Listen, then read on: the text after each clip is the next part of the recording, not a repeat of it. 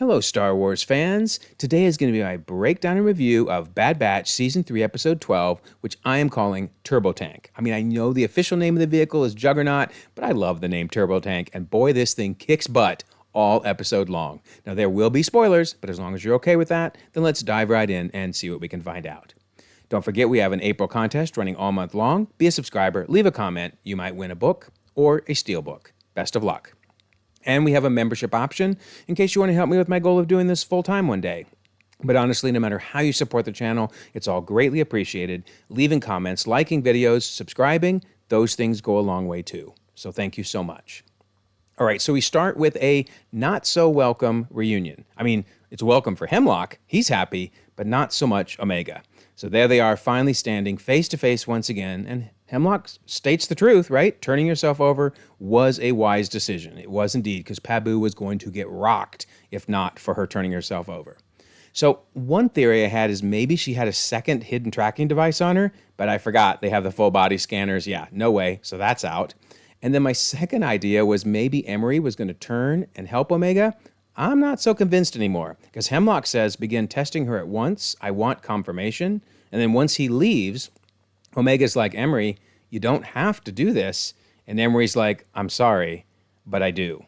And my guess is she's really taking it seriously when she was promoted to the new chief scientist. Remember, that was 2 episodes ago that this happened. I think she's taken her job seriously and kind of doesn't care. We'll see. We'll see what ends up happening.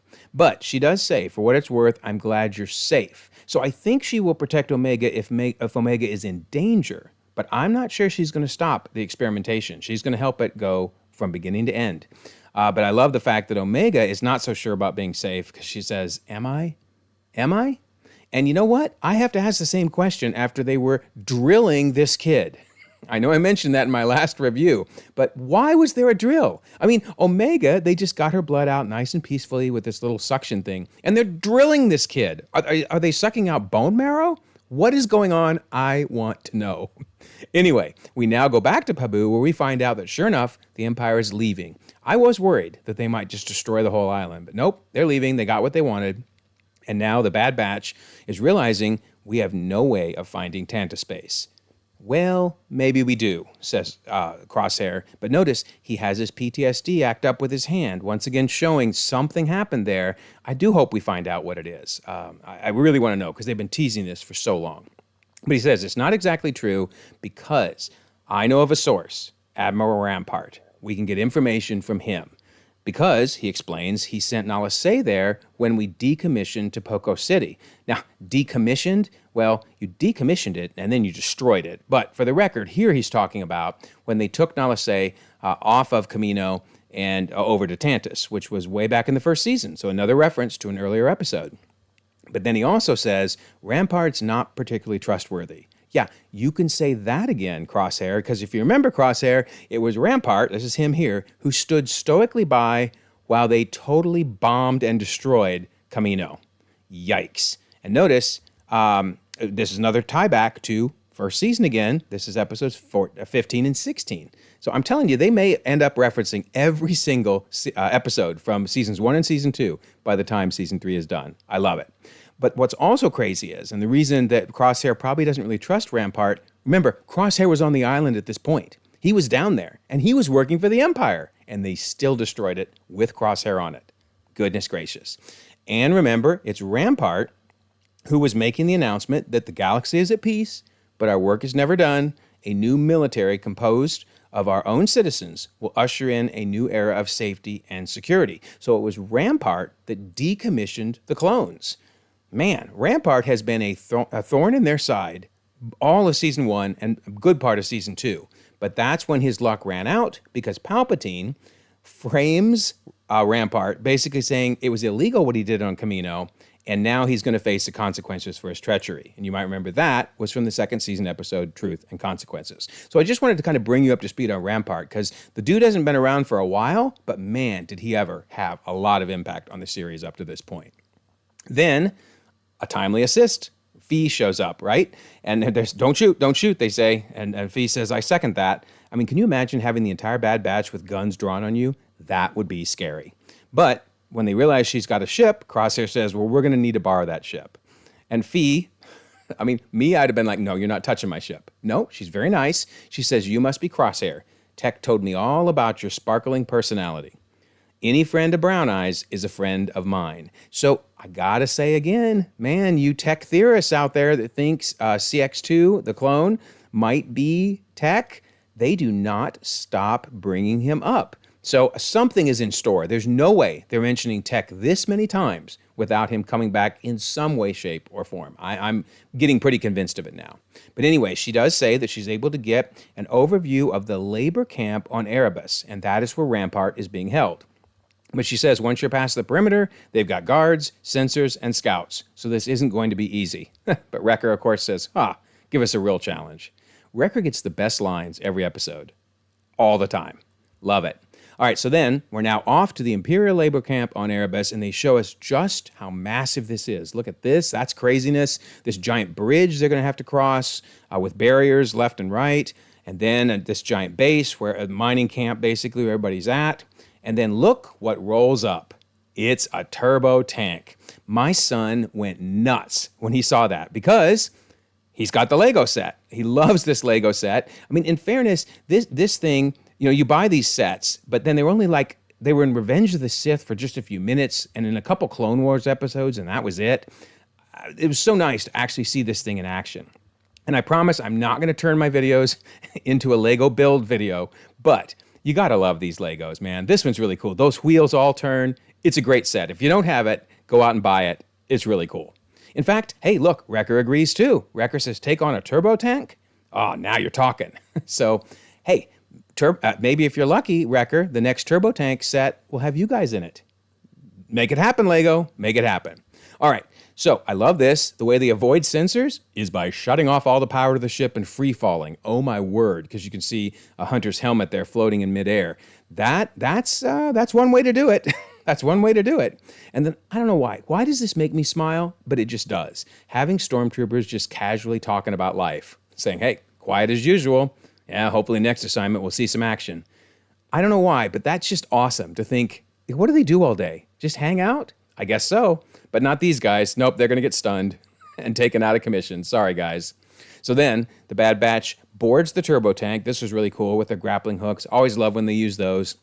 They get up on top, lure one of them out, and beat him up. And then this other poor guy running the ship, or running the tank, he's like calling to his buddy, "Did you find anything?" And Wrecker's like, "Yup," and then cold cocks him and knocks him out. First time they just used a punch instead of a gun. I love that.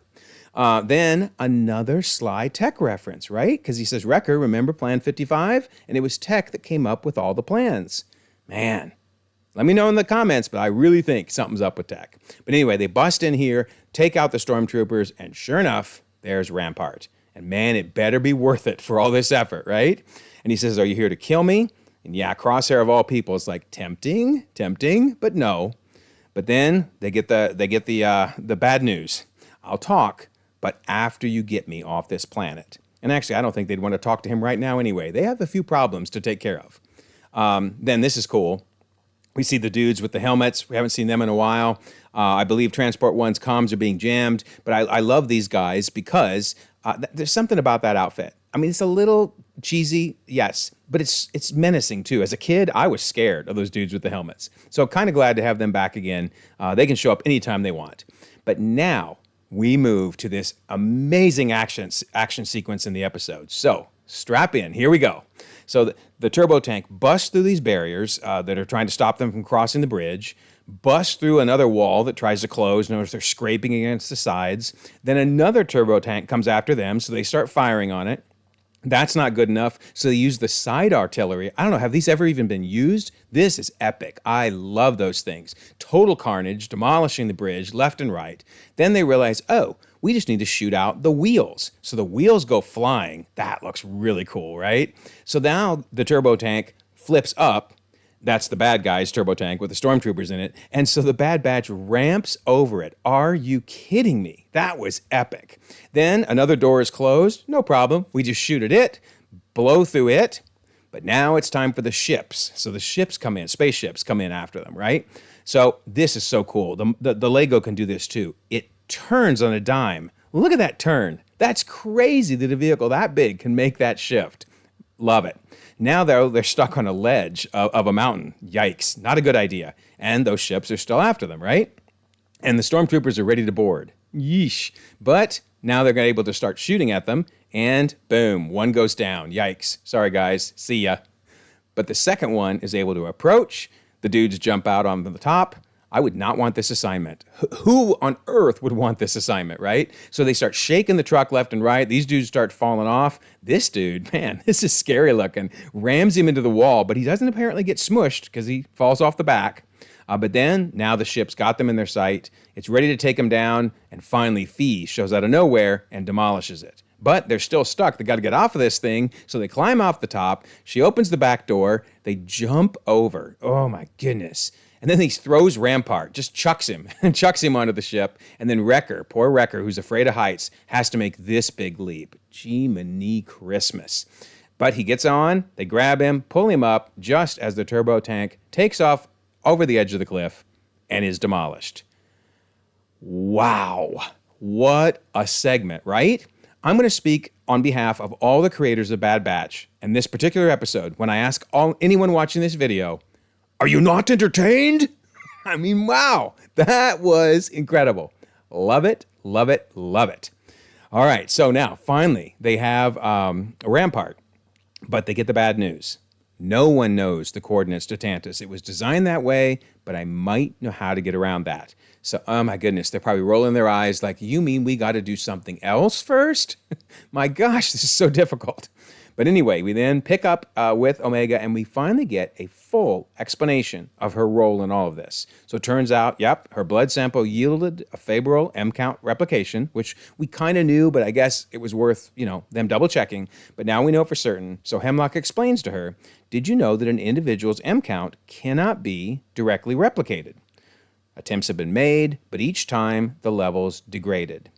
Until we combined your sample with one of our M-count specimens. You are a vital piece to our work here, Omega. So, I'll ask the same question I asked in the last video. Do we think she's force sensitive?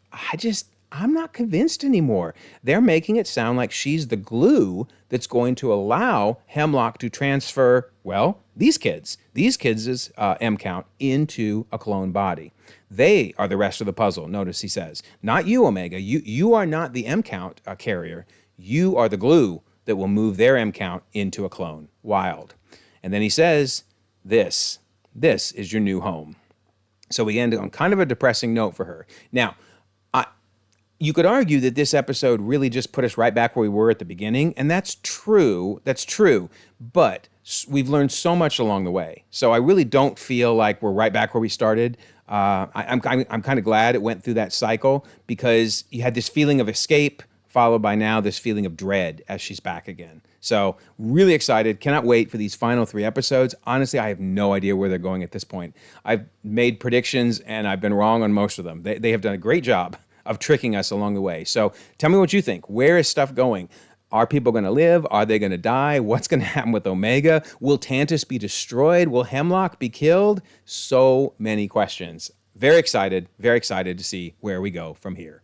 And don't forget, we have the timeline showing us where everything is at. Tell me if you think I've got anything wrong on here. I still think we're moving into 17 BBY, but tell me if you're convinced or not, because it just seems like a lot of time has gone by. But let me know your thoughts. We have the April contest. Be a subscriber, leave a comment, win a book or a steelbook. And we have the membership option. Plus, we do have the Discord. So here we are in the spoilers section on the Discord. We do have several sections, so you won't get spoilers unless you want them. But here we are talking about the latest episode. 1,300 people on the server across the globe, conversations 24/7. I will leave a pinned comment so you can join if you'd like. Also, if you don't mind, like this video, subscribe if you haven't already. You can check out more content, and we'll all continue to wait eagerly for the next episode of The Bad Batch.